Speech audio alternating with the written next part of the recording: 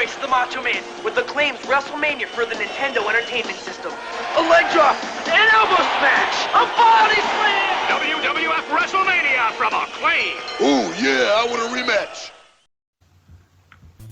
And welcome to Retro Wrestling Game Presents WWF Wrestlemania for the Nintendo Entertainment System. WWF Wrestlemania, created by Rare, published by Acclaim Entertainment in January 1989. It was the second officially licensed wrestling video game, the first one being Micro League Wrestling. Now, looking at the roster, they had such legends as Hulk Hogan, Andre the Giant, Macho Man Randy Savage, the $1 Million Man Ted DiBiase, Bam Bam Bigelow, and the Honky Tonk Man. So Matt, you ever played WWF WrestleMania for the Nintendo Entertainment System? Oh, I played it a couple of times, but I wasn't cool. I didn't have a Nintendo as a kid. My friends did, so I used to go over there and play. And it was one of those games you'd play and be like, oh, I gotta go home and try to get games in, you know. But I was never as good as everyone else because they played all the time, and I'd come over and be the scrub, so I'd be the jobber. Nice. Now, looking at this game, and I did do a playthrough earlier today, game is absolutely dog shit. It's probably one of the worst wrestling games I've ever played in my entire life. The visuals aren't that bad, although they are pretty atrocious. For example, Hulk Hogan is wearing red trunks for some odd reason. Ted DiBiase and the Honky Tonk Man seem to be slightly overweight, and they have their butt crack hanging out, which is awesome. Bam Bam Bigelow looks ridiculous. Although they did Macho Man pretty well, I must say. Well, don't you think partly the designers were like, you know, maybe fans were like, who are these guys? I gotta design who? And they look and they're like, all right, Randy Savage, pretty cool. Honky Tonk Man, he sucks. Because Ted DiBiase wasn't like super fat, but he wasn't in the best shape. No, he wasn't, gassed to the gills and jacked. Right. He wasn't a cut up, so to speak, but overall their presentation is pretty poor. And again, Acclaim being a subsidiary of LJN Toys. Anyone knows anything about LJN video games and their licensed games, they're absolutely terrible. They're just, bad across the board. In terms of the gameplay, you can do your punches, your kicks, running attack headbutts, move off the turnbuckle, but trying to do anything like a body slam is impossible. I think you need nuclear launch codes to kind of figure that out because they're basically impossible. I was unable to do any of those moves other than, punching and kicking. And the computer AI is completely ridiculous. If you know what you're doing, you basically can stand in the middle of the ring and wait for the opponent to get near you, and you can punch them. There is a sort of a pattern because they'll go around the ring a couple of times, and then they'll come back to you, and you kind of punch them, and then they fall down. They go around the ring a couple of times, you punch them, they fall down. So that's basically the gameplay of this game. It's completely horseshit. Especially at that time, you're talking about 89. There was already good wrestling games on the market with Pro Wrestling, one of the original black box games, already out there, and they're kind of showing, kind of the way of how wrestling games are supposed to be done. Like being able to do a suplex was, kind of rudimentary, and this game doesn't do it at all. And one of the funny things about this game is that when you start up a match, the ring kind of falls from the sky, it kind of bounces. Yeah. Which is awful. Don't know why they did that. It was just completely insane. And then even looking at the roster, if this game came out in 1989, January, right before WrestleMania 5, some of these guys probably shouldn't have been on the roster. Right. Andre is fine, Hogan's fine, Savage is fine, Ted DiBiase is fine. I'm not sure if I would have put Honky Tonk Man or Bam Bam Bigelow, who I believe was out of the company by the time this game came out. Yeah. But I understand that it takes some time for these developers to develop the game. But you're talking about a roster that probably they took out of maybe winter of 87, and you didn't get this game produced until January 89. I mean, Where's your Ultimate Warrior? Where's your Rick Rude? Where's your Ricky Steamboat? They're not in this game, so it's pretty awful. They do have health pickups in the game, which is again really strange for a wrestling game.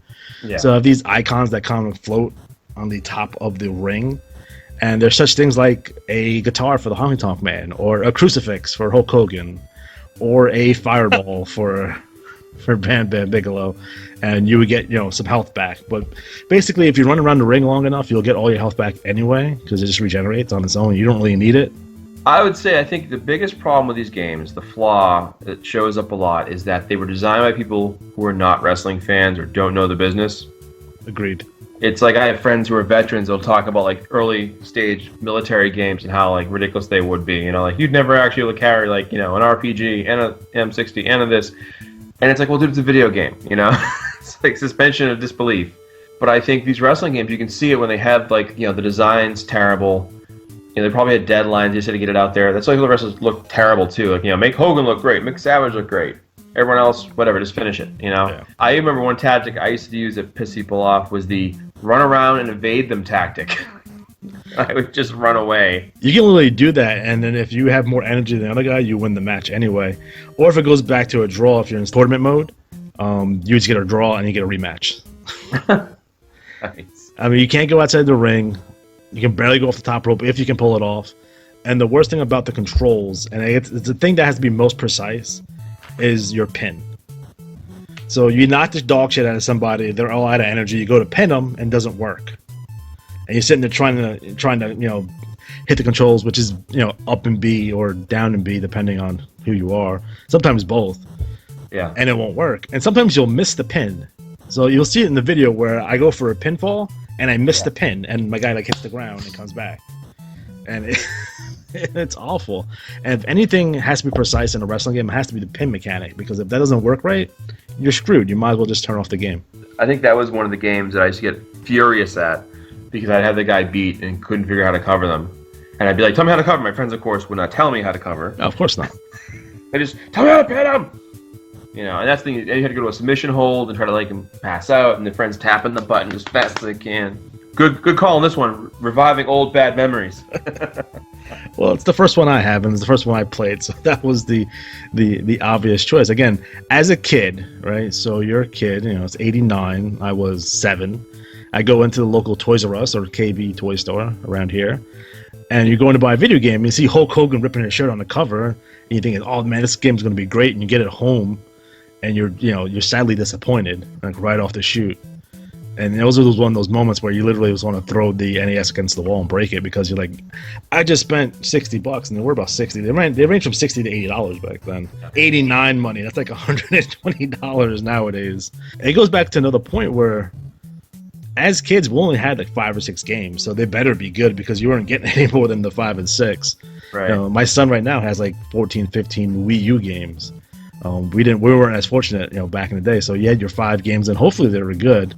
And if they weren't good, you better learn to love it, because that's all you were getting. And it's funny that Rare actually developed this game. Rare is notable for their Donkey Kong Country series, which are really, really good games. A rare miss by Rare, I guess. Well, I think it's the thing. A lot of these games, back in the 80s, they were still developing. There's a game out about, 5 years ago, AAA Wrestling from Mexico. Oh, I had that game. We were going to do that game at one point. Yeah, and just, I was thinking about like the engine that is used in that game. And I think what happens a lot is you have these game designers that have a very simple formula they can use. And I think in this time and era, they were still feeling things out like movement, everything else, just simple basics. So you and I, we look at it now and go, that was awful. Back then, they were like, passing. And there was no internet back then. It may have been in your Nintendo Power, and there was no way to know if these games were good or not. So those are one of you took the risk. Hopefully, if you had a decent developer and a reputation, you're like, oh, this game's going to be good, but you don't really know until you actually play the game. I think that's why renting games back in the day was so popular. Going to your local Blockbuster Video and renting up a game. I'm kind of happy they went out of business, because I owed them like $10,000 in late fees, which they're never going to get. So screw them. But I feel bad for the people actually working there and stuff like that. No, it was awful. Also in this game, you can control up to 6, and you can have 6 control players in the tournament. So that's pretty sweet. The one thing they did get right on this game was their music. The music in this game is fantastic. Looks like they ripped it right from the album Pile Driver. Because you obviously had Bam Bam's theme on there. You had Honky Tonk's theme, which are both pretty noticeable. No theme for $1 Million Man, so he had to use Girls and Cars instead, because he had no theme song. And I think Andre had the generic Superstars theme, because he had no theme music either. Obviously, it's Randy Savage's theme and Hulk Hogan's iconic theme on there. but they're done really well. It's like they took all the budget in the game and put it towards music instead of actually good gameplay. So interesting, this being the second licensed wrestling WWF game. The first one being Micro League Wrestling, which I don't have. So I don't know if we're actually going to do a video of that one. If I get it at some point, I have to get a Commodore 64 too. We might check that out. But that game was interesting due to the fact that it was a strategy game. So you would pick a move, and then you watch like a little clip of your wrestler hitting your move. Actually, you only be two wrestlers. You could be Hulk Hogan or Ted DiBiase. I think there was expansion packs later. Be other people, but I think that was it. I think there was a Hogan Paul Orndorff one, and I think it might have been like a Rude and someone else. I forget off the top of my head. Interesting note that a game that came out, I believe, a year later or a year or two later was the WCW game, which was much better than this. Really? Yeah. We'll do that at some point too in the not so distant future, because that's a game I have also. Because there's the Road Warriors on the cover, and when I was a kid, I thought the Road Warriors were pretty cool. So, unfortunately, the Road Warriors weren't in WCW when that game came out, and it's sad because they're on the cover. But we'll get into that more down the road. Another interesting tidbit on this is that the main title screen that says WrestleMania and it said "bigger, better, badder," which was the tagline for WrestleMania 3. Which is interesting to know because this game came out in January 1989, so they're kind of behind the times on that a little bit. Oh, Acclaim. With their shittiest wireless controller they had. Which is well, when they did the advertisement, the commercial for the wireless control, this is one of the games they featured on that commercial, and I could never really get that work the right way when I had it. So any final thoughts on WWF WrestleMania for the Nintendo Entertainment System? Oh, they should have waited till the technology caught up. I mean, we look back now and it's like, understandable they wanted to capture the market or, get a game out. But, man, talk about, should have just waited it out and gotten the technology right. It's funny to note because of May of 1989, they came out with a vastly superior arcade game called WWF Superstars, which we'll do in our next show. That game is fantastic and it's awesome. So we'll have a little bit more fun with that one. That's it on... I'll see you next time on Retro Wrestling Games.